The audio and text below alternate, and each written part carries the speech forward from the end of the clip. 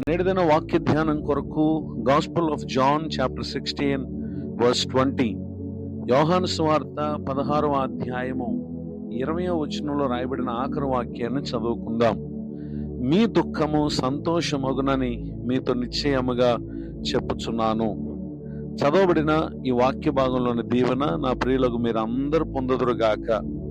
వాక్య ధ్యానం కొరకే ప్రార్థన. ప్రేమ కలిగిన మా తండ్రి, మీ వందనాలు. నేడు చదవబడిన ఈ వాక్య భాగం ద్వారా మాతో మాట్లాడి మమ్మలను బలపరచమని యేసుక్రీస్తు నామములో ప్రార్థిస్తున్నాను తండ్రి, ఆమేన్.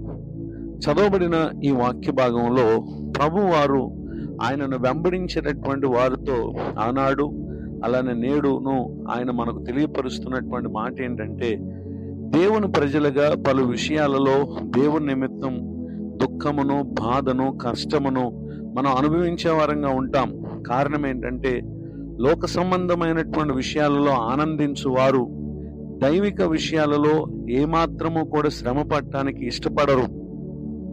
అయితే దేవుని నిమిత్తమై ఈ లోకంలో జీవించేటటువంటి వారు లోకమును విసర్జించుటకును, అలానే తమ నీతిని బట్టి, యథార్థతను బట్టి, న్యాయముగా నడుచుటను బట్టి పలు రీతులుగా లోకం చేత వెర్రివారుగా ఎంచబడుటను అది ఎంతో కష్టాన్ని, బాధను కలుగు చేసేదిగా ఉంటుంది.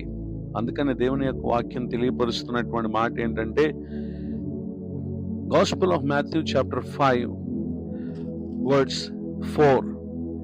మత్తయి రాసిన సువార్త 5వ అధ్యాయం 4వ వచనం, దుఃఖపడువారు ధన్యులు, వారు ఓదార్చబడుదురు అని తెలియజేస్తూ 11th and 12th verses, నా నిమిత్తం జనులు మిమ్మల్ని నిందించి హింసించి మీ మీద అబద్ధముగా చెడ్డ మాటలెల్లా పలుకున్నప్పుడు మీరు ధన్యులు, సంతోషించి ఆనందించుడి, పరలోకమందు మీ ఫలం అధికమగునని ఇలాగున వారిని మీకు పూర్వముందుండిన ప్రవక్తలను హింసించిరి అనేటటువంటి విషయాన్ని ఇక్కడ తెలియచేయటం మనం గమనించగలం.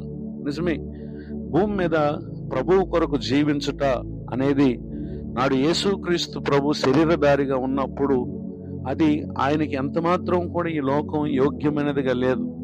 అలానే యేసు ప్రభువును మన జీవితంలో చేర్చుకున్న కాలం నుండి లోకము మనకు యోగ్యమైనదిగా ఉండదు. కారణం ఏంటంటే, మన ప్రభు అయిన యేసుక్రీస్తు వారు తానుండే స్థలములో మనము ఉండులాగున మన కొరకే స్థలం సిద్ధపరచడానికి ఆయనకి వెళ్ళారు. ఆ స్థలం అందే మనం ఎల్లప్పుడూ కూడా ప్రభువును బట్టి ఆనందించగలం గనుక నశించిపోయేటటువంటి ఈ లోకము అది మన ఎంత మాత్రం కూడా యోగ్యమైనది కాదు అనేటటువంటి విషయాన్ని కూడా దేవుని యొక్క వాక్యం మనకు తెలియపరుస్తూ ఉంది. కనుకనే భూ సంబంధంగా ప్రభు నిమిత్తం ఇబ్బందులను, అవమానాలను, కష్టమును, నష్టమును మనం ఎదుర్కొనేటువంటి వారం అయినప్పటికీ నేడు ఈ లోకమందు మనం అనుభవించేటటువంటి దుఃఖం అంతటికీ కూడా ప్రభు వారు గొప్ప సంతోషాన్ని ఆయన మనకు అనుగ్రహించబోతున్నారు. రెవల్యూషన్ చాప్టర్ 21 వర్డ్స్ 4, ప్రకటన గ్రంథం 21వ అధ్యాయం 4వ వచనంలో, ఆయన వారి కన్నుల ప్రతి బాష్ప బిందువును తుడిచివేయను, మరణము ఇక ఉండదు, దుఃఖమైనను, ఏడుపైనను, వేదనైనను ఇక ఉండదు, మొదటి సంగతులు గతించిపోయినని సింహాసనములో నుండి వచ్చిన గొప్ప స్వరం చెప్పుట వింటిని అని చెప్పి ఇక్కడ తెలియచేయటం మనం గమనించగలం. నిజమే, భూమి మీద మనము కొంతకాలం దుఃఖమును, బాధను అనుభవించిన ప్రభువును బట్టి మన హృదయాలు అవి ఎంతో ఆనందంతోనూ సమాధానంతో ఉండగలం. వెలుబట్టి పరిస్థితులు మనకు బాధను, నొప్పిని కలుగు చేసిన లోపట మనము కలిగి ఉన్న పరిశుద్ధాత్మను బట్టి మనం ఎల్లప్పుడూ కూడా ఆనందంగా ఉండగలుగుతాం.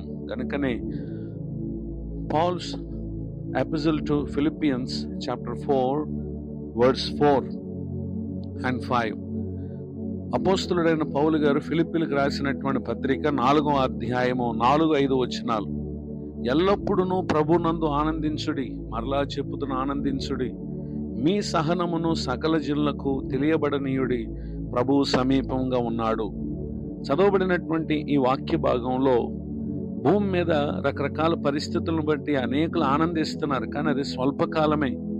కానీ స్వల్పకాలం ఉండేటటువంటి ఆనందంతో కూడిన విషయాలను మనం విసర్జించి ప్రభువును బట్టి ఆనందించటానికి మనం రక్షించబడిన వారం, ప్రత్యేకింపబడినటువంటి వారం గనుక మన ఆనందం ప్రభువై ఉన్నారు.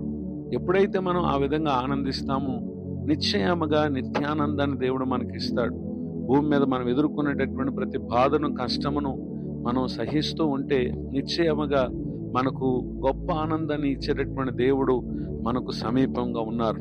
ఈ మాటలు వింటున్న నా ప్రియ సహోదరి సహోదరులు, మన దుఃఖము సంతోషమగునను వాగ్దానం చేసిన దేవుడు ఇప్పటికి ఏ ఏ విషయాల గురించి మీరు కన్నీరు కారుస్తూ వచ్చారో నిశ్చయముగా ఆయన మిమ్ములను తన కార్యముల చేత సంతోషింప చేయబోతున్నారు. అంతేకాక ఆయన మహిమార్థమైన సాక్షులుగా కూడా ఆయన మనల్ని బలపరచబోతున్నారు. రానున్నటువంటి కాలాల్లో మనకు ప్రభువు నిమిత్తం బాధను కలుగు చేసే పరిస్థితులు ఎన్నొచ్చినా ధైర్యపడకండి. నేడు మన జీవితంలో మేలు చేసిన దేవుడి రానున్నటువంటి దినాల్లో కూడా ఆయనను బట్టి మన హృదయం ఆనందిస్తూ ఉన్నప్పుడు వెలుపటి పరిస్థితి ఏదీ కూడా మనకు నష్టాన్ని, నాశనాన్ని కలుగు చేయదు. ఒకవేళ ఇబ్బందులు ఎదురైనా నిత్యానందమును ఆయన మనకు తన రాజ్యములో దుఃఖమైన, ఏడుపైన లేని శ్రేష్టమైన స్థితిని మనకి ఇవ్వబోతున్నారు. దాని యందు దృష్టి పెట్టి భూమి మీద ఎదుర్కొనేటటువంటి స్వల్ప కష్టములకు, బాధలకు, అవమానాలకు వెనుదిరగక విశ్వాసమందు బలవంతులుగా కొనసాగాలని కోరుతూ ఈ మాటలు ముగిస్తూ ఉన్నాను. ప్రార్థన. ప్రేమ కలిగిన మా తండ్రి, వందనాలు. నేడు విన్న ఈ మాటల ద్వారా మా ప్రియుల ఆత్మకు నూరంతల మేలు కలుగును గాక. మీ పరిచయలో ప్రయాసపడుతున్న దైవ సేవకులను దీవించండి, వారి కుటుంబమును ఆశీర్వదించండి. నూతన సంవత్సర దయాకిరీటాన్ని దినం పొందిన మా ప్రియులను ఆశీర్వదించండి. ముందున్న కాలమంతా మీరు వాగ్దానం చేసినటువంటి వాగ్దానం స్వతంత్రించుకున్నటకు మిమ్ములను బట్టి ఆనందించుచు తమ విశ్వాస యాత్రలు బలవంతులుగా కొనసాగుటకు మా ప్రియులను దీవించమని యేసుక్రీస్తు నామములో ప్రార్థిస్తున్నాను తండ్రి. ఆమెన్. తండ్రి, కుమార, పరిశుద్ధాత్మ దేవుడితోడే నడిపించును గాక. ఆమెన్.